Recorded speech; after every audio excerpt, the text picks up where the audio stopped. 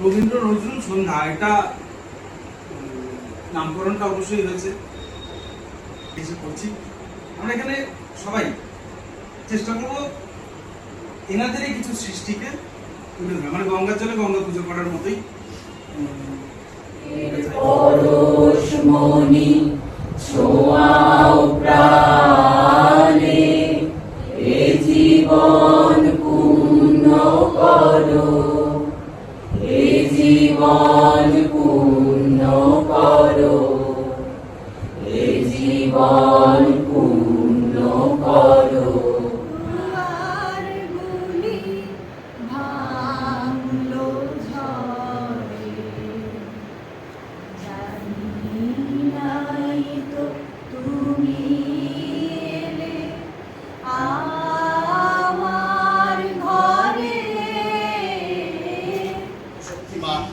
কাজী নজরুল ইসলাম, দাও শৌর্য, দাও ধৈর্য, এ উদার নাম, দাও দাও প্রাণ, দাও অমৃত মৃত জল, দাও ভীত চিত জনে শক্তি অপরিমাণ, হে সর্বশক্তিমান, দাও স্বাস্থ্য, দাও আয়ু, স্বচ্ছ আলো মুক্ত বায়ু, দাও চিত্ত অনিরুদ্ধ, দাও শুদ্ধ জ্ঞান, হে সর্বশক্তিমান।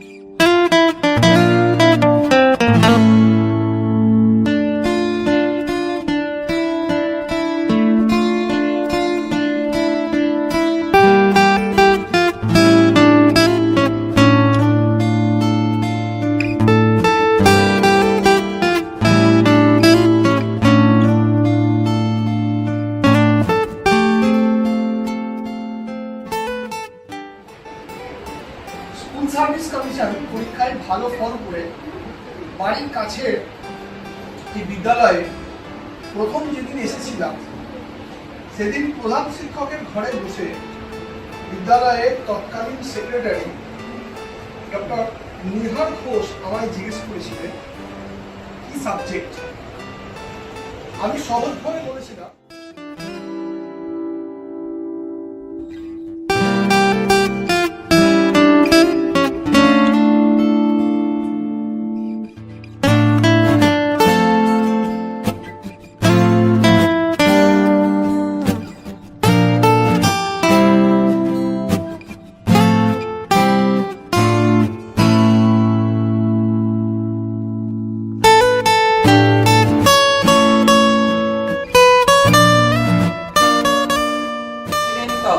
আজ আমারে দাঁড়ে দাঁড়ে ফিরতে নাহি হবে, বাহির হতে নাহি হতে কাহার দেখা পেলাম পথে, চলিতে রথ ধন ধান্য ছড়াবে ভিড়, মুঠা মুঠা কুড়িয়ে নেব নেব ভারে ভারে, দেখি সহসা রথ থেমে গেল আমার কাছে এসে।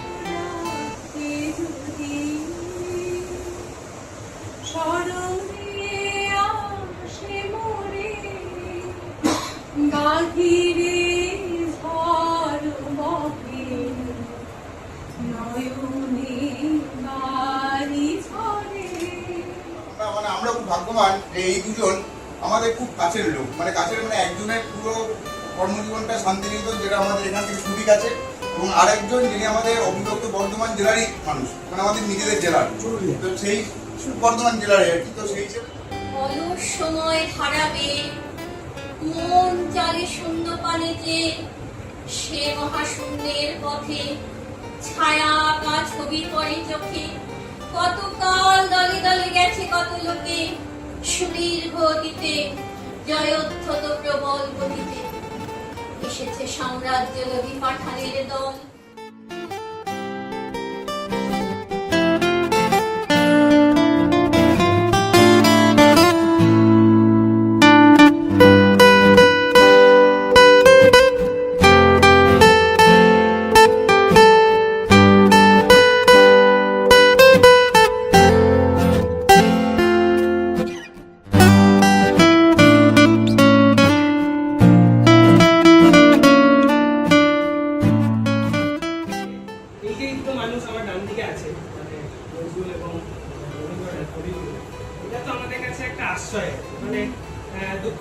আমরা হয়তো রবীন্দ্রসঙ্গীত শুনি, প্রেমে পড়লেও শুনি, বিচ্ছেদেও শুনি এবং রাগ হলেও শুনি। অন্যান্য অনেক মানুষ যারা রাগ হলে হয়তো মারপিট করে, কিন্তু যারা এর মধ্যে শিল্প সত্তা আছে তারা হয়তো কেউ গান করে, কেউ কবিতা করে, কেউ নাচ করে। তো আশ্রয় যেখানে সেখানে তো কিছু আক্ষেপও থাকে, মানে অভিযোগ থাকে। সেরকমই একটা অভিযোগ কবি দেবাশিস দণ্ড রবীন্দ্রনাথের প্রতি করেছে। সেটা করতে করতে পেলাম একটা জায়গায়, আমার ভালো লাগলো এবং আমারও মনে হলো আমি তো মানে লেখা দিয়ে ওটা করতে পারবো না, তাই ওনার জিনিসগুলো মনে হলো আমারও কথা হতে পারে। তাই আজকে ওই গঙ্গা জলে নোয়া পুজো আমি করছি না, অনুমতি নেই।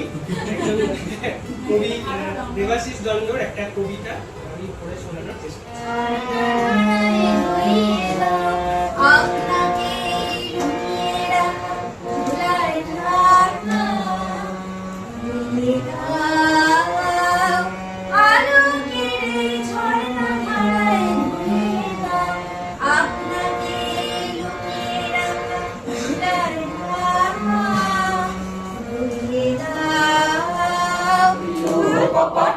ভেঙে ফেলে কবে রেলোপাট রক্ত জমাট শিকল পূজার পাষাণ বেজি ওরেও তরু নিশান বাজা তোর প্রলয় বিশাল ধ্বংস নিশান উড়ুক প্রাচীর প্রাচীর বেদি কারা হইল কপাট ভেঙে ফেলে কর রেলোপাট রক্ত জমাট শিকল পূজার পাষাণ বেজি ওরেও পাগলা ভোলা দে দে প্রলয় দোলা ওরেও পাগলা ভোলা দে দে প্রলয় দোলা বারদ গুলা জোরসে ধরে হ্যাচকা টানে বারদ গুলা জোরসে ধরে হ্যাচকা টানে মার হাত ভয় দড়ি হাত কাঁধে নে ধুমধুবি ডাক ডাক করে ডাক মৃত্যুকে ডাক জীবন পানে কারা রইল।